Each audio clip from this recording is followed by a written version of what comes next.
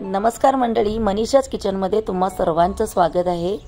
आज आपल्याला बनवायचे आहेत फक्त ड्रायफ्रूटचे लाडू, ते सुद्धा कुठल्याही साखर किंवा गूळ या पाकाशिवाय।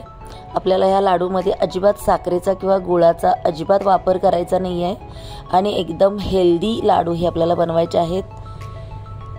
तर बघा, लाडू किती सुंदर दिसतात, खूप सुंदर याचा कलर दिसतोय, खूप छान दिसतात। तर यासाठी लागणारे जे साहित्य आहे ते इकडे मी घेतलेले आहे। तर बघा, कमी साहित्यामध्ये आणि पटकन होणारे हे लाडू आहेत। तर इकडे खजूर घेतलेले आहेत आणि खजुरामधले बिया काढलेले आहेत। खजूर अर्धा किलो घेतलेला आहे।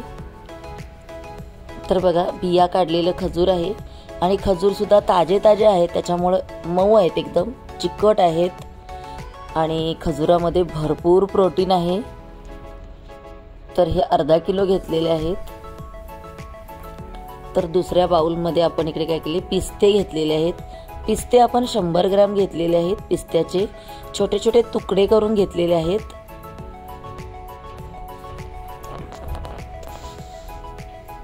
तर ह्या बाउल मध्ये आपण काजू घेतलेले आहेत आणि काजूचे सुद्धा छोटे छोटे तुकडे केलेले आहेत। बघा, सगळे तुकडे जे आहेत ते एकसारखे आपण केलेले आहेत। आणि इकडे बदाम घेतलेले आहेत, बदामाचे सुद्धा तुकडे करून घेतलेले आहेत। बदाम सुद्धा 100 ग्रॅम घेतलेले आहे, काजू 100 ग्रॅम घेतलेले आहे, पिस्ता 100 ग्रॅम घेतलेला आहे आणि काळी मनुका जी आहे ती सुद्धा आपण 100 ग्रॅम घेतलेली आहे। तर बघा, बदामाचे तुकडे सुद्धा एकसारखे कापलेले आहेत, त्याच्यामुळे खूप छान दिसतात। आणि आता घेतलेले आहेत काळी मनुका, ही सुद्धा 100 ग्रॅम घेतलेली आहे। भरपूर कॅल्शियम, भरपूर प्रोटीन युक्त हे लाडू होणार आहेत। तर इकडे घेतलेले आहेत सूर्यफुलाच्या बिया। तर सूर्यफुलाच्या बिया ज्या आहेत त्या 50 ग्रॅम घेतलेल्या आहेत। इकडे घेतलेले आहेत भोपळ्याच्या बिया। भोपळ्याच्या बिया सुद्धा आपण 50 ग्रॅम घेतलेल्या आहेत। आणि इकडे घेतलेल्या आहेत या टरबूजच्या बिया।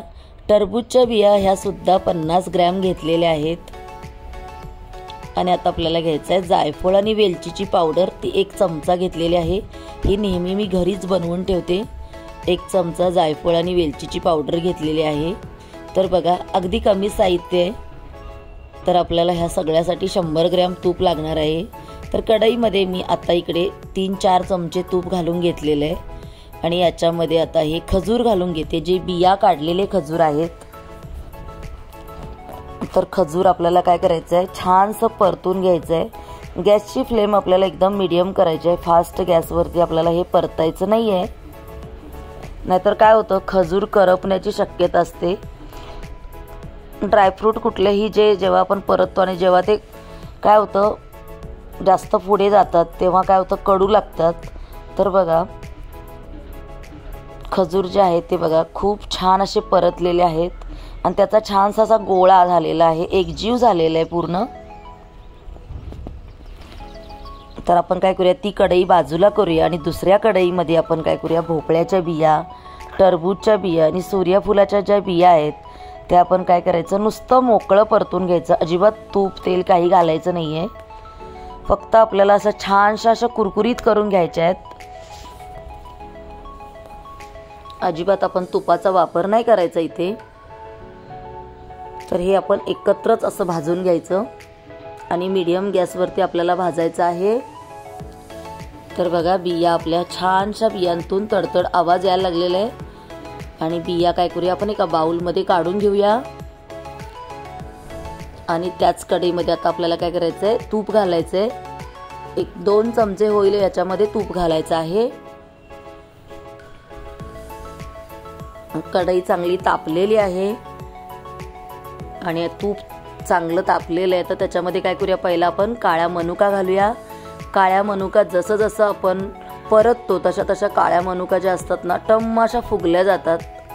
तर बघा, छानशा बघा, सगळे काळे मनुका जे आहेत ते छान अशा फुगलेले आहेत। जे खजुराचं जे मिश्रण जे आपण केलेलं आहे, तर त्याच्यामध्ये काय करूया, ह्या काळ्या मनुका आपण काढून घेऊया।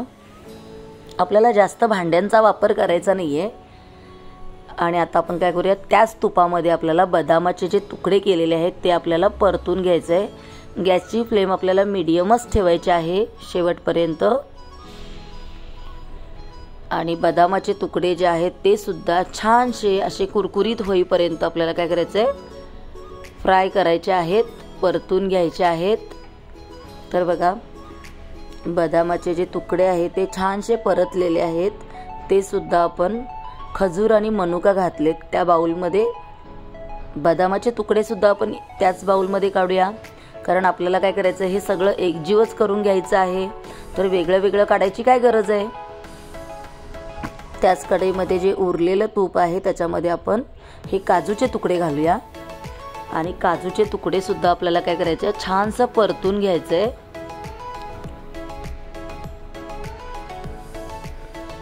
तर काजूचे तुकडे बघा हे सुद्धा आता परतलेले आहेत.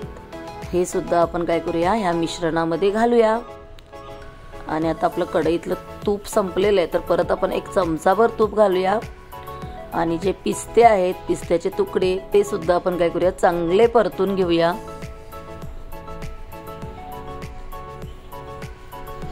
तर बघा पिस्त्याचे तुकडे सुद्धा चांगले परतलेले आहेत.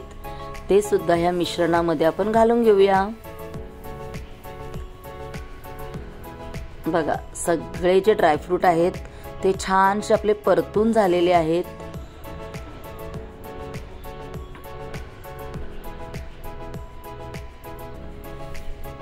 आणि ज्या बिया वगैरे आहेत त्या सुद्धा आपण आता याच्यामध्ये घालून घेतलेल्या आहेत.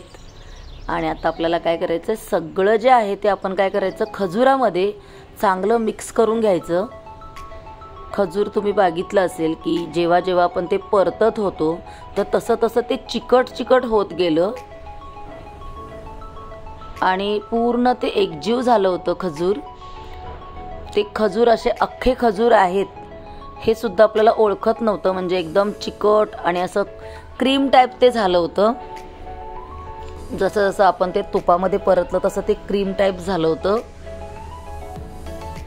तर ह्याच्यामध्ये काय करायचं, हे सगळे ड्रायफ्रूट आणि ज्या बिया आहेत त्या आपण घालून घेतलेल्या आहेत.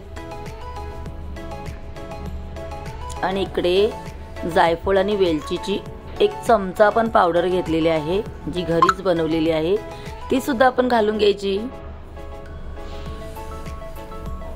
आणि आता आपल्याला काय करायचं, हे सगळं मिश्रण आपल्याला एकजीव करून घ्यायचंय. आणि हे सगळं गरम आहे तोपर्यंतच आपल्याला काय करायचंय, एकजीव करून घ्यायचंय. मेन प्रोसिजर जे आहे ना खजूरची, जे खजूर अख्खे आहेत त्याची पूर्ण अशी क्रीम होईपर्यंत आपल्याला परतायचे आहेत. ते छानसे चिकट चिकट जेव्हा आपण तुपामध्ये परततो तर छानशी त्याची पेस्ट टाईप तयार होतं ते. आणि मग ते आपल्याला समजायचं की ते आपलं झालेलं आहे. आणि मग ड्रायफ्रूट जे आहेत ते बघा खजूर चिकटून घेतं स्वतःला. आणि मग अजिबात आपल्याला गुळाचा पाक किंवा साखरेचा पाक अजिबात घालायची आपल्याला गरज पडत नाहीये. भरपूर प्रोटीनयुक्त हे लाडू होतात. आणि अजून हे मिश्रण गरमच आहे.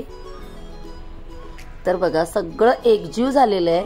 तर आपण काय करूया, बाजूला एक पाणी घेऊया, पाण्याचा बाउल घेऊया, म्हणजे पाण्याचा हात लावून लावून आपल्याला काय करायचंय, हे लाडू बांधायचे आहेत. आता ऑलरेडी ह्याच्यामध्ये तूप आहेच, पण हे मिश्रण गरम आहे म्हणून मी इकडे बाउलमध्ये पाणी घेतलेलं आहे. तर पाण्याचा हात लावून लावून मी काय करणार, हे लाडू बांधून घेणार आहे.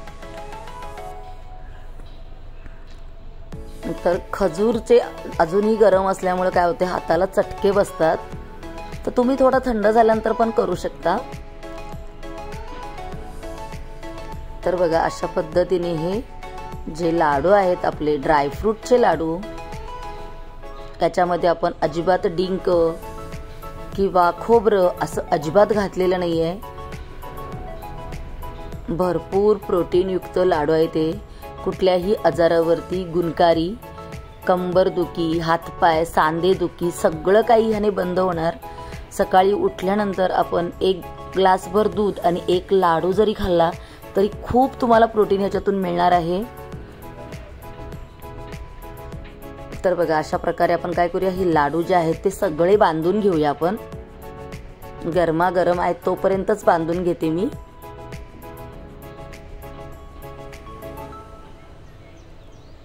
ते म्हणतात ना, आधी बसते चटके मग होते भाकर, त्याप्रमाणे चटके बसल्याशिवाय कुठलंही काम होत नाही. त्यासाठी थोडंसं आपल्याला मेहनत घ्यावी लागते. तर बघा लाडू खूप सुंदर झालेले आहेत. तर अशा प्रकारे हे आपले लाडू बनवून तयार होत आहेत. सगळे लाडू आता बनवून तयार होत आहेत. तर बघा खूप सुंदर, किती दिसायला सुंदर दिसतात बघा. जसे दिसायला सुंदर दिसतात तसेच हे खायला सुद्धा खूप टेस्टी लागतात. भरपूर प्रोटीन आहे याच्यामध्ये, भरपूर कॅल्शियम आहे. तर अशा प्रकारे पाहू शकता आपले जे लाडू आहेत बनवून तयार झालेले आहेत. ना आपण याच्यामध्ये गूळ घातलेला आहे, ना आपण याच्यामध्ये साखर घातलेली आहे. भरपूर प्रोटीन युक्त असे लाडू झालेले आहेत. कुठल्याही आजारावरती अगदी गुणकारी लाडू आहे ते. आणि अशा पद्धतीने तुम्हीही लाडू बनवून पहा. तर आपण काय करूया, या लाडूची टेस्ट बघूया कसे झाले ते तुम्हाला मी सांगते. तर बघा आपण हा लाडू खाऊया. बघा किती सुंदर दिसतोय, आकर्षण दिसतोय एकदम, खूप सुंदर. आणि जे ड्रायफ्रूट आणि ज्या बिया होत्या तर त्या खूप छान अशा मस्त कुरकुरीत होईपर्यंत अशा ह्या छान फ्राय केलेल्या आहेत. त्याच्यामुळे ह्याच्यातून एक क्रंचीपणा येतो. खूप सुंदर झालेले. तर आपण खाऊन बघूया.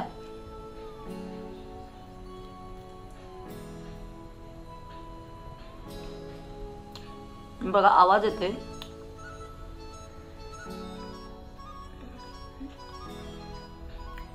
मस्त साजूक तुपाचा वास आहे याच्यामध्ये, अप्रतिम. म्हणजे हॉटेलमध्ये सुद्धा अशी टेस्ट नाहीये.